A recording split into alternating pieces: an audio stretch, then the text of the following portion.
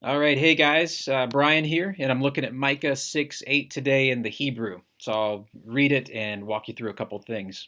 Micah 6:8 says this: Hegid leka Adam matov uma Adonai doresh mimka, ki im asot mishpat v'ahavat chesed v'hatznea lechet im Eloheka. In the NIV, it says, He has shown you, O mortal, what is good, and what does the Lord require of you? To act justly, and to love mercy, and to walk humbly with your God. Really quickly, one of the interesting things about Hebrew is it was written over the course of about 1,000 years. So you've got the Hebrew Bible, Moses, who wrote around 1400 BC, and then about 1,000 years later we had Malachi, one of the last prophets, writing about 400 BC. So 1,000 years is a long time for a language to change, and there's a few ways that happened.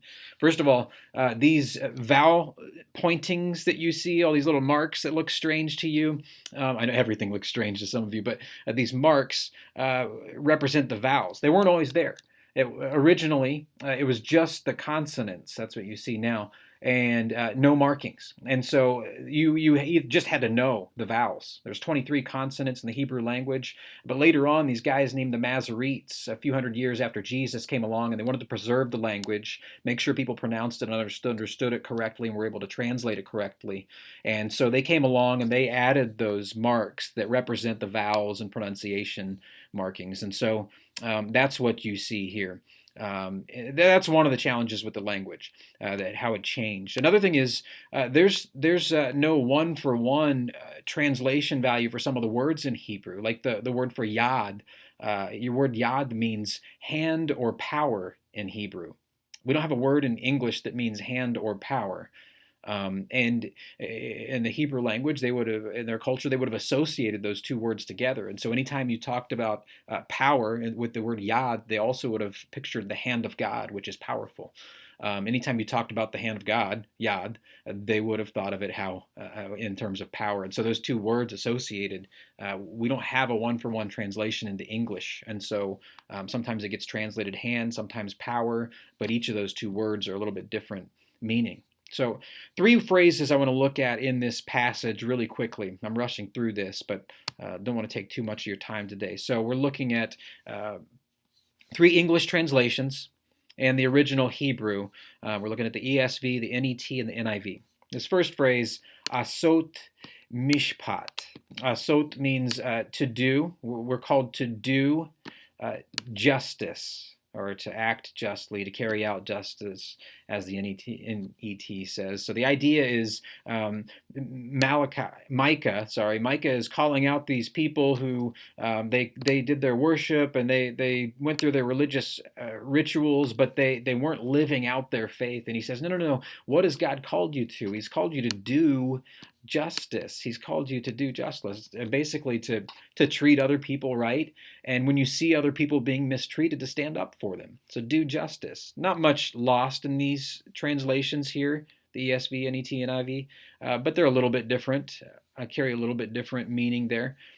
But we lose a lot here in this next phrase, va'ahavat, va'ahavat chesed. And va'ahavat means to love, and then chesed means a loyal, faithful, steadfast love. Now in the ESV, you see it's translated kindness. In the NET, it translated faithfulness, and in the NIV, translated mercy. Now those are very different words there. What are we to love? Kindness, faithfulness, or mercy? Well, you're to love all of these things, but that's because this word chesed kind of has all of them in mind. But one thing that these miss a little bit, NET is a little closer because it uses the word faithfulness, but the idea of endurance, it's a kindness that's meant to go on and last. It's not a random act of kindness or a hit and run incident. The mercy is something that's meant to last. It's meant to be enduring, and so chesed has this lasting idea with it.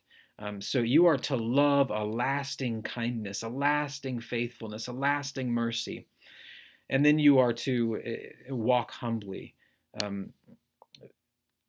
V'hatznea lechet. Lechet means to walk, and this word can be translated, v'hatznea can be translated in humility or with obedience, with care, intentionality. The idea is that it's on purpose, and you're walking carefully with God. And so when you read to walk humbly, it kind of misses that idea of intentionality or care in walking with the Lord. So there's just three examples in Micah 6 of how looking at the Hebrew fills out our understanding of the text a little bit. Words matter, and sometimes the Hebrew helps us to pick up some of those nuances. Thanks, guys. Have a great day.